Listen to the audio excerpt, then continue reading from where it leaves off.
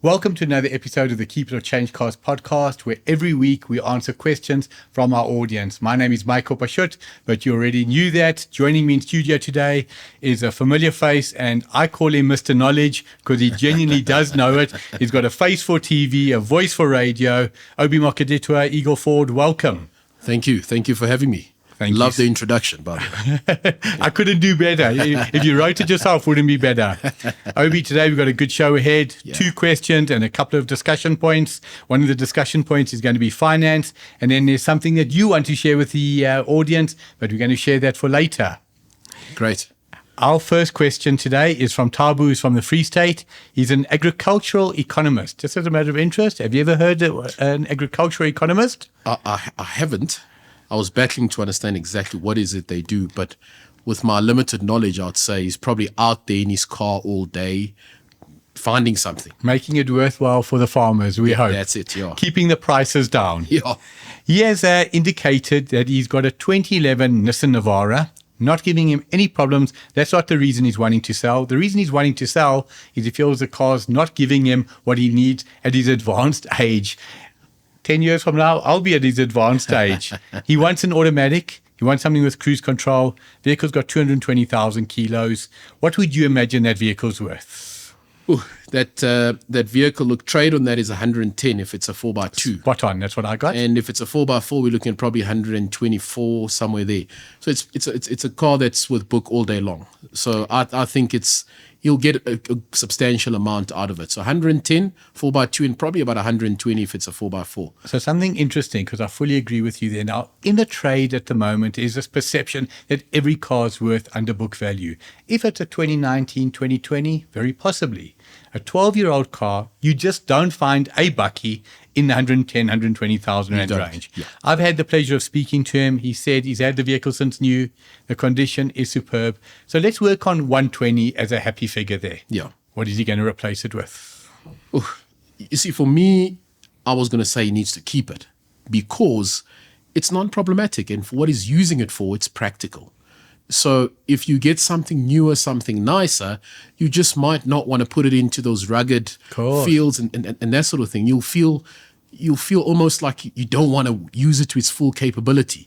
So for me, I thought he would keep it. There's nothing wrong with the vehicle. And in these tough economic times, keep your car. You're not paying an installment. Why go pay an installment? For me, if it's not giving you hassles, and I do understand that he wants something newer, Sure. But the novelty wears off after 3 months. The novelty wears off very quickly when you see the debit order going off. That's it. So let's look at it practically. I always say for our audience, the question that we've got here, I promise you there'll be other people that have got a very similar question. Yep. He's got a vehicle that's worth 120,000 rand. Puts it down as a deposit, fantastic. But to replace it, in my opinion, not less than 400,000 rand to find something suitable. Would you agree? I would agree. Look, in my stable, I'd say a Ford Ranger, super cab, because it's a king cab. Correct. He wants a super cab. He wants a super cab. Not a double cab. Correct. And not a single cab. Correct. So you can pick up a 2020 or 2021 Ford Ranger super cab, even a 2.2 XL. It's more than capable. It does the job. You can pick it up in the region of about 450, 460 with reasonable mileage. So you can look at that, or you can even still go get a Navara. But I think a single cab, I don't think I've seen a super cab actually, Correct. The Navara. So a single cab Navara, it will do the trick. And I'm sure he'd want to claim his VAT back because he also it's a workhorse. And being a commercial, he will be able to. Correct. But let's look at the financials. And for me, it's a tricky situation. 450,000. He's getting 120,000. He's financing roughly 330,000. That is between 8.5 and 9,000 rand a month. Yeah. Remember, the vehicle that you're financing, in the first year, you're paying off zero. That vehicle is going to devalue. So it's going to cost you roughly 110,000 rand in the first year to own that car. Every month, you don't have a debit order going off. What's it going to cost you to maintain that Navara? Roughly a year. 30,000? 30,000, if that. Yeah. 2,500 rand a month. Yeah. 2,500 rand versus 9,000, 6.5 saving. Absolutely keep it. But if you are going to sell it, go to Obi, buy a King Cab, Super Cab, Ford Ranger 2.2, got more than enough power. Just something interesting while we're talking about the Ranger. Performance-wise, the Ranger 2.2 or the Navara 2.5. I have an opinion what I think will be more powerful. Look, the 2.2 is, for me, and it's going to be a very biased answer, is a more modernized engine. Correct. But that 2.5 is bulletproof. You can't break it. Not to say you can break the Ranger, but the 2.5. If you try hard enough, if you try hard enough, you can. But those Nissan 2.5 diesel engines are like, you can drive it to the moon and back. They are bulletproof. So to answer your question, the 2.5 is a stronger and more durable and probably tried and tested in the market. Longer than what a 2.2. But that Ranger to me feels peppy. I don't know how to explain it. Every time I've driven it, I mean, maybe because it's not overly loaded, but it did feel pretty peppy. No, it is. And also maybe fuel consumption, it will be better on the 2.2 as opposed to the 2.5. But it's personal choice. Final answer for Tabu, flip a coin. Wherever it lands is the right decision. Need advice? Visit changecars.co.za and click on the Keep It or Change Cars tab. Our next question comes from Terry Moyo from Alberton. Also had a pleasure of speaking to him. Lovely man. His wife is retiring in 5 years, but they specifically want to buy a car now that they can keep for between 8 and 12 years, essentially their last car. In 10 years' time, she'll be in her early 70s, and he said they'll start using Uber after that. Identified 3 lovely vehicles for me: Mazda, Honda, and the Nissan Magnite. Any Mazda, any Honda, and specifically the Magnite. The current vehicle, 2007 Ford Fiesta, starting to give them a bit of problems. High mileage, over 200,000. In your opinion, what is that car worth? So in 2007, it could be any of the Fiestas. There's so much variety in 2007. He said the 1.4 petrol. 1.4 petrol, so it could be an ambient. So I would say that car's probably within the region of about 40, 50 grand, which is a good deposit on a new vehicle. What I do like is that they are planning ahead. So if they're going on pension in 5 years, it would only make sense to finance the car for 5 years so that when you are on pension, you've got no installments on the vehicle. Correct. So we'd look at 60 months, which is one of the questions that they've asked. So I would say 50 grand, put it down as a deposit. On all those brands that he's mentioned are great vehicles. A Honda, I would just imagine, when I look at Honda, I just always think Honda Jazz because it's such a brilliant car that just does not break. That is the one? Yeah. And Mazda, I would say either, depending on if they want a smaller vehicle like a Mazda 2 or a CX-5 for that matter, if they're looking for something newer. On the Nissan side, 100% with the Nissan Magnite with that great CVT box. I think all those models are the best to have. So he himself knows that he's chosen brilliant brands. So he's answered his own question in a way. Any of those cars I'm happy with. So there's 2 parts here. One, we absolutely agree. Here's not a case of keep it or change cars. Yeah. Here it's change cars. Correct. You cannot keep your 2007 Fiesta.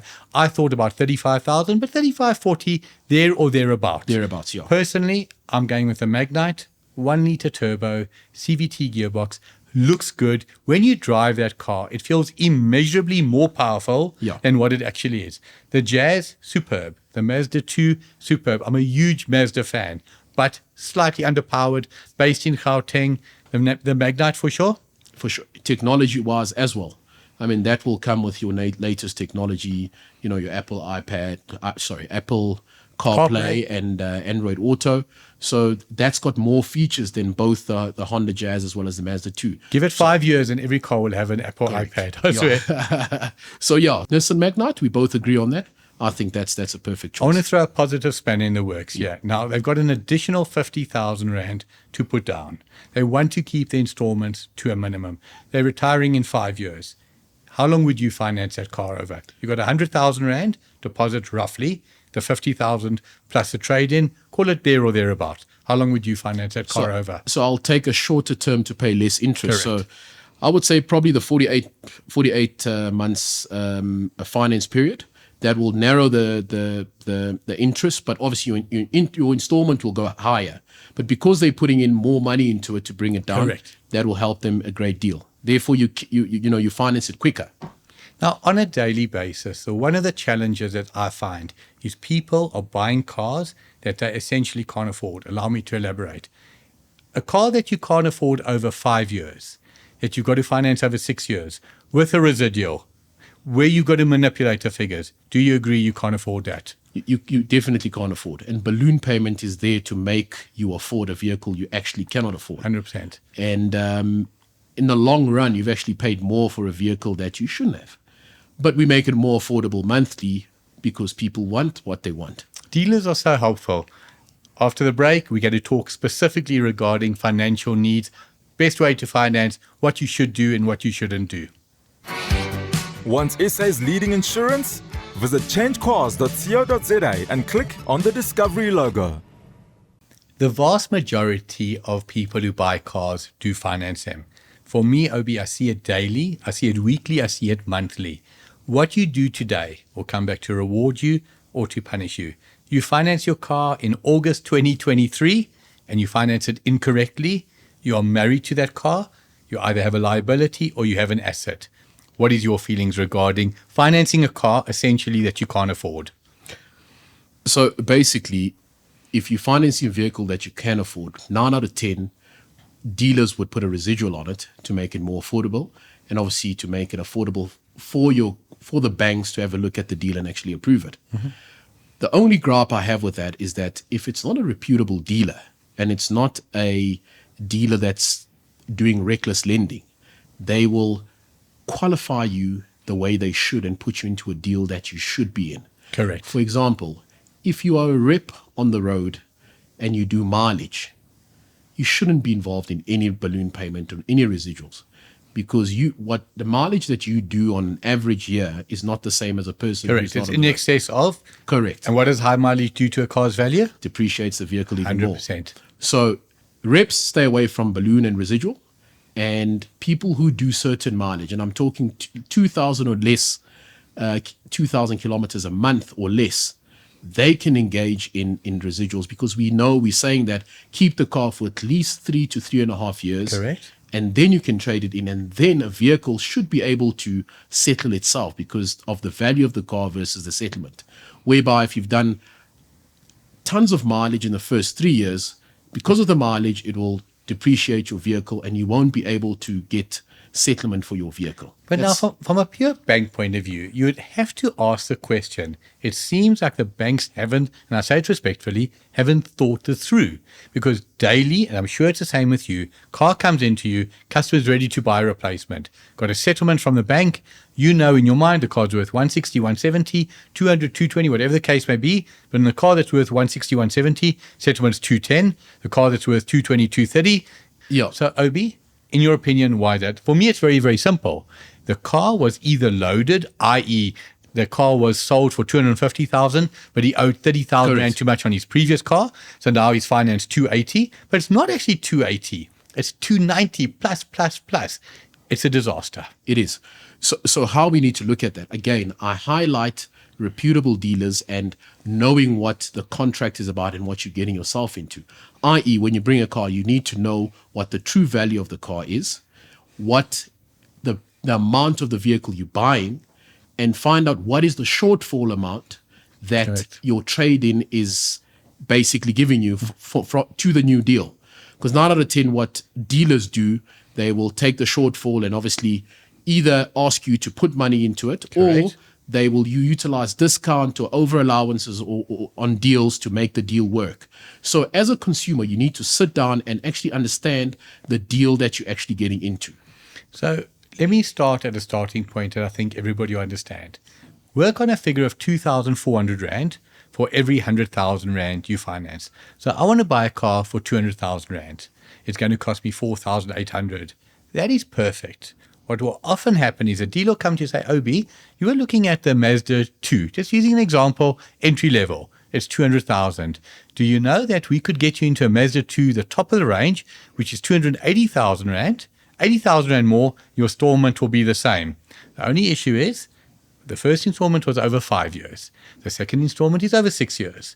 The first installment had no residual. The second installment has a residual. Right there, that client, if they wanted to sell that car after 3 years or 2 years, they are in trouble. Would I be correct? You're very much correct. They're married to that car, like you said. And we all know that 50% of marriages in South Africa end in a divorce. That's it. You happily married. A shout out to your beautiful wife. Yes, no, 100% right. Again, I stipulate, look at the deal that you get into. Because 3 years down the line, when you think you've paid, or let me say 5 years down the line, you think you've paid the car off, and meanwhile the bank calls you and says there's a huge balloon payment that you still have to that you have to pay. Correct. And you're like, no, what are you coming with this whole And this balloon? happens. It happens on a daily because you did not understand the deal that you initially got into. So I plead with everybody, when you do a deal, look at the terms and conditions. Make sure that the installment looks attractive, but how did we get to that installment? Correct. An installment can be manipulated, not scalums, but it can be manipulated. I'll repeat one more time. 5 years, with or without a deposit, but no residual is your golden, or your target. Is your golden egg. Correct. Looking to buy a new or used car? Visit changecars.co.za. Obi, you're a knowledgeable guy. We always talk about the consumer perspective. You raised something with me which I thought was magnificent, and I'd love you to share it with the audience, what you'd like to share with them. Because when you do a deal with a dealer, it's not always one-sided. The customer is not always right. The customer is only right when the customer is right. Yeah. So we discussed this a while ago because I'm on the dealer side. When I say side, I mean in terms of prepping and, Correct. Again, I plead with people, please go to a reputable dealer who will play open cards with you. So if you had to tell them reputable dealers, which platform would have the most reputable dealers in South Africa? Well, if you had to say. CHANGECARS. We had to throw that in there. Yeah, we had to throw it in. So basically what I say is when a client walks onto the floor, we have to go into a qualifying process where we need to establish what is your budget, what is it that you need to spend, and what kind of car you're looking for, which will suit your lifestyle, and that the vehicle is going to work for you. And any deal that's not doing that upfront is just pushing you into a vehicle that you do not need. Example, if I push a pregnant lady into a 2-door coupe, that's not going to work. Let me just think why. Okay. Exactly. So it starts off there. So reputable dealers will make sure that they put you into a right car. They make sure that the finance is right and the installment is right and the contract that you're going to sign is right. What the consumer does not understand what happens in that moment. So we apply for finance and the dealer takes the documentation to the bank. There's somebody that receives these documentation, processes it, and feeds it to the system and comes back with an answer that says you are approved or declined. And then if declined, what will it take to get you approved? If you're credit worthy, correct. It's affordability. I'm sorry to interrupt you, but it would be nice to share with the audience. A deal that's declined can be declined, i.e. terminally declined because you've got a bad credit record, or affordability. What are the reasons it can be declined besides bad credit record? So there's a number of reasons. It could be affordability. It could be a doctor's note that was not paid, and all they're looking for is a proof of payment or paid up letter 100%. So there's a number of things. So you've got to know why is the deal declined and for what reason. And another thing, if I may ask, as a dealer, as a consumer on the other hand, cars worth 250,000 Rand, cars have got a retail book value.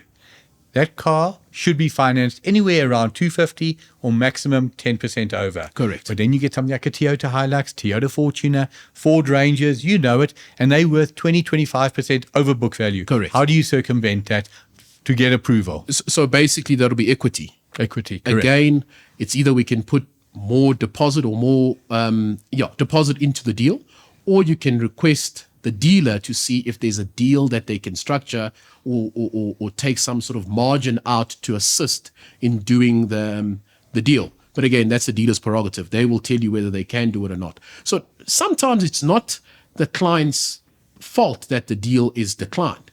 So you need to find out as to why, because you can go to dealer A, get declined, go to dealer B and get approved because of equity again. So those are things we need to look at. So moving on to why is it that we're speaking about this? A dealer gets all these documents. We get an approval, for example. The dealer comes back to the client to say, right, your vehicle has been approved. These are the installments that we originally spoke on. I'm out probably by 30 Rand or 40 Rand because of the dealer inception fee. Yes. So I'm out by 30, 40 Rand. Then you say, great, I love the deal. Thank you. It's done. And then you say, I'm going home, I'm going to speak to my missus or whatever the case may be. And then a day later, or even a day later, you call the dealer and you say, I don't want the car anymore. This is sparked by what actually happens on hindsight. So the dealership has done all the finance work. Right. We've gotten the vehicle prepared. If it's a used car, it's gone obviously to roadworthy, a valet is done, polish is done, inspection is done again. You've spent money, We've you've spent invested money, you've invested 100%. time, you've put off another sale. 100%. Potential Potential all the sale, time, yeah. of course. And you just simply come back and say, I changed my mind. It's fine to change your mind. Again, let us know to put you into the right deal so we do not get to a point where we've prepared the vehicle and you just don't want it. Lastly, what we just see as disrespectful and not kosher is ghosting dealerships. And we see more and more in applications and all the deals that we're currently doing. Let's just have decency to get back to the dealership and say, I've rethought about this and I don't want the car anymore. Let us know, because we potentially have that vehicle on the stand, like you're saying, Sure. off advertising platforms and waiting for you. And everybody's excited. You're meeting targets. We've all got targets. One of the things that I've got a saying in business, and I really do believe that, the customer is not always right. But when the customer is right, they're right. Obi, an absolutely lovely perspective. We always feel that we have to look after the customer. I think what you've brought to the fore here today is it takes two to tango. It does. Customer, please also look after the dealer. Are we going to have you in again? Definitely. This was great. Are you in your happy seat there? I am in my happy seat. And it also, gives us a chance to discuss and not dictate what the market does, but to discuss and let people know out there. Awesome. Thanks for being in. Lovely show. Thank you. Thank you for joining us for another episode of the Keep It or Change Cars podcast. What an episode it was. Proudly brought to you by Change Cars. Visit changecars.co.za if you're looking to buy a car, if you're looking to sell a car, new or used. If you need advice, contact us. podcast@changecars.co.za. If you've got a quote on a brand new vehicle, let us compare it to what we can do for you. Beat my quote at changecars.co.za. But it doesn't stop there. You want a motorbike? You want a jet ski? You want a caravan? You'll find it on the site. changecars.co.za. For South Africa's best motoring content, catch all things motoring on DSTV channel 189 and on YouTube. New episodes every week.